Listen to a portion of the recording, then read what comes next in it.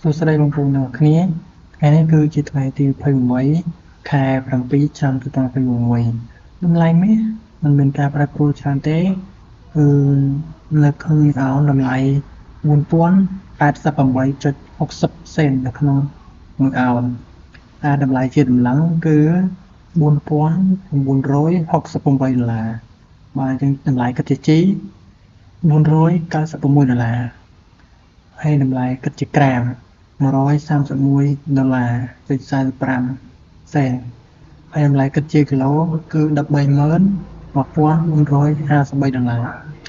ម្លៃមាសថ្ងៃនេះមិនមានការប្រែប្រួលទេដោយសារជាថ្ងៃអាទិត្យអញ្ចឹងតម្លៃនេះគឺគេបិទទីផ្សារបងប្អូនបច្ចុប្បន្នមាសគឺកំពុងតែរងសម្ពាធខ្លាំងដោយសារតែប្រទេសចិន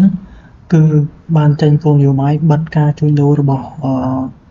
អ្នកជួញដូរតូចតាចហើយប្រទេសឥណ្ឌាក៏បានហាមឃាត់ប្រជាជនមិនឲ្យទិញមាសក្នុងរយៈពេល1ឆ្នាំដែរអញ្ចឹងមាសអាចនឹងរងសម្ពាធខ្លាំងនៅក្នុងចាប់ពីពេលនេះរហូតដល់ចុងឆ្នាំ2011ហើយចំណាយឆ្នាំ2017គឺយើងអាចនឹងនិយាយបានថាមាសក៏កំពុងធ្លាក់ចុះផងដែរជាចុងក្រោយសូមជម្រាបលាបងប្អូនសូមជួបគ្នានៅវីដេអូក្រោយទៀតសូមអរគុណ